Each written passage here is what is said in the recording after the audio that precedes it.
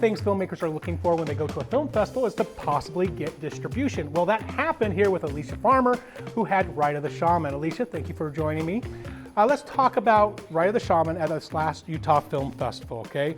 What was the experience like for you? You get there and it was a world premiere. Let's talk about how that world premiere started off. How did that all go? We came in for the screening, a lot of your cast and crew came. Tell me from your experience how you perceived it. The crowd was really, really fun. They stayed after the screening to sign posters, and basically y'all had to kick us out. It was a fun party. Yeah, it was good. And you had a lot of people signing posters, lots of pictures, lots of Q&A going on. Everyone seemed to have a lot of fun right there. Now, fast forward to award show night, and we find out that you guys were up for a few awards, and you won a few. How did you feel at that time? Oh, I was not expecting that at all. I was underdressed. It was just a big surprise. It was a really good, pleasant surprise, and I started to get really emotional for my team when they were being called up to accept the awards. Really emotional, unexpected. Yeah, and what's great is winning is cool, but going one more step past that, it was even cooler. One of the people in the audience is one of our distribution partners, and he does a lot of theatrical distribution. His name's Brandon Purdy. He owns Purdy Distribution. He got in contact with you after seeing the film, and then what was that conversation like? What did he say he could do for your guys' film? Well, he said that he scouts for two things. Number one, the films that he knows can fill theaters, and number two, he scouts for talent. And so he was just really, really impressed with the Zepstone team and thought that we would make a really good partnership for the theatrical distribution. So again, another unexpected and shocking thing that happened. And if it weren't for the festival, then eyes wouldn't have been on it. So that's true.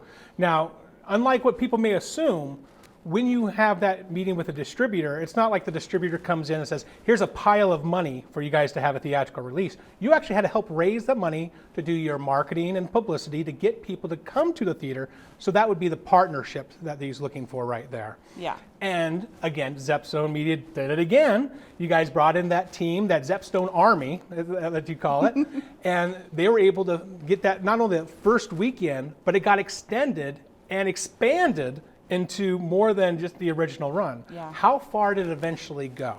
It was almost a month-long run. It was Utah and Arizona. Nice.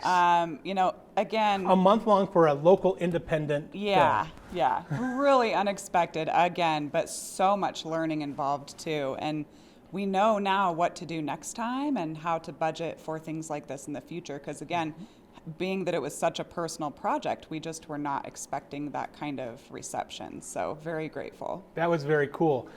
We got you guys into a theatrical release, but that then doesn't end there. The reason for a theatrical release, for people who don't understand, is then to hopefully get a really decent streaming and DVD distribution after that. Yeah. Did that happen because of your theatrical release? It did, and I was very excited because I was getting ready to pull the trigger for self-distribution because it had such a following with the education field. Teachers everywhere just wanted this shown, to students across the country.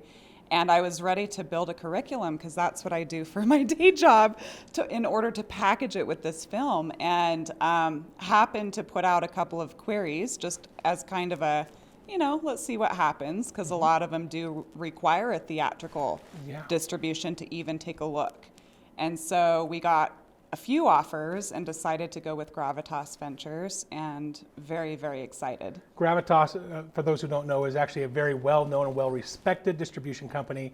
They do take chances on independent filmmakers, but they only take them on high-scale productions. Yeah. If it looks like a crappy travel video, you ain't gonna get in. If it looks like it's your first film, you ain't gonna get in. But here's a question. How many feature films did you make before Rite of the Shaman? One. Yeah. See, so this one is a pretty big deal to get in there and make this happen. That is huge. And I don't think I could understate this enough. The fact that you screened at the festival, you won at the festival, you got picked up for theatrical, you got picked up for a distribution, you checked every single mark that every single filmmaker that goes to a film festival is hoping to achieve. So, knowing that, would you say that going to a film festival in general is the right route, or would you give these advice to everybody, say, you know what, I would actually recommend going a different direction? What would your advice be? It really depends on your audience and the market that you're going for.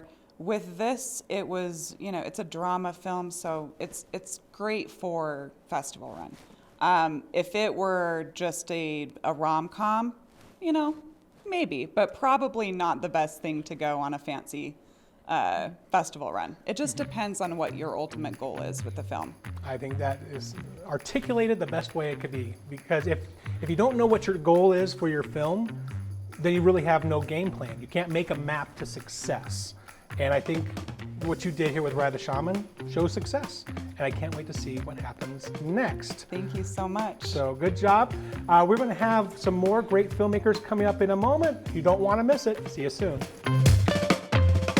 All of those guys just throughout, filmmaking and everything like that, and friendship. I just called them up and I was like, hey man, you're big, you got a beard, need you. Come on set. And they're like, okay. We had a framing crew right next door that were working on the roof. And so I'd call action and I'd go, yeah, go. Okay, cut on that. And then pick it up on this line. Always happens the day that you decide to go Always film. happens, yeah, always happens.